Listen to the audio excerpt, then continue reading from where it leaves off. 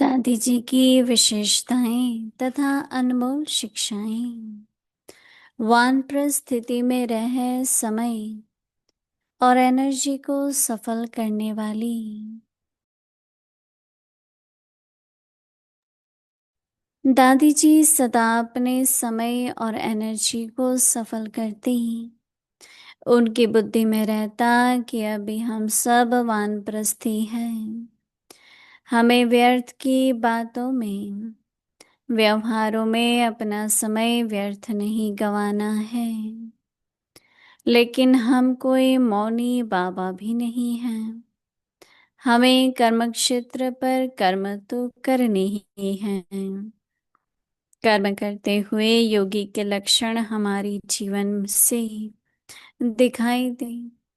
हमें अपनी स्थिति अचल, अडोल, स्थिर, अखंड और निर्विघ्न बनानी है, क्योंकि हमें अभी पापियों का, अहिल्याओं का भी उद्धार करना है। किसी से भी वैर, विरोध, नफरत आदि नहीं रखनी है। ओम शांति।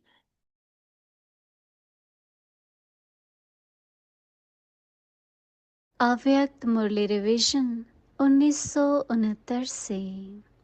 ज्ञान के रतन और स्नेह के मोती।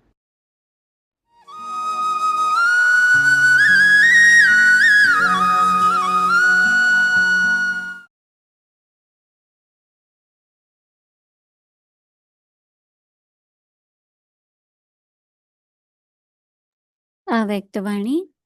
तारीख है 5 जनवरी 1977। त्यागी और तपस्वी बच्चे सदा पास हैं। विदेशी सभी शॉर्ट थोड़े में पढ़ते हैं, क्योंकि बिजी रहते हैं। बाप दादा ने एक ही शब्द याद दिलाया है। वो कौन सा शब्द? एक ही शब्द है, पास हो है। और जो कुछ बीत जाता है वह पास हो गया। एक शब्द के 3 अर्थ हैं। यही शॉर्टकट अर्थात छोटा रास्ता हो जाएगा। और पास विद ऑनर, सम्मान पूर्वक सफलता पाना होना है। लेकिन इस अर्थ में स्थित होने के लिए सदैव बाप समान समाने की शक्ति और बाप समान बनाने की शक्ति दोनों भरने की आवश्यकता है।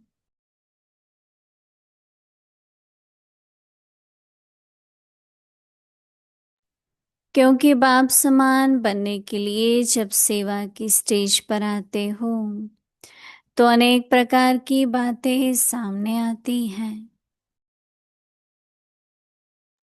उन बातों को समाने की शक्ति के आधार से मास्टर सागर बन जाते हो और औरों को भी बाप समान बना सकते हो।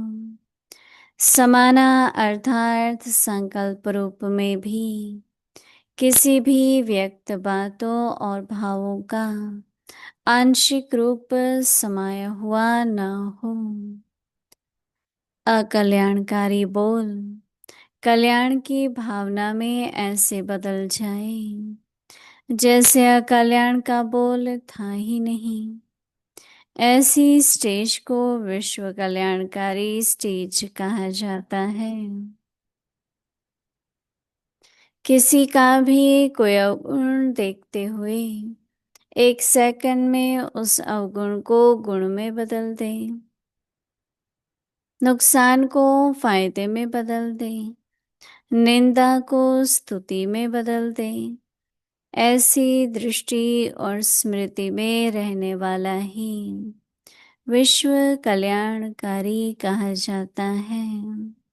विश्व कल्याणकारी ही नहीं, लेकिन स्वयं कल्याणकारी भी बने, ऐसी स्टेज बाप समान कही जाती है।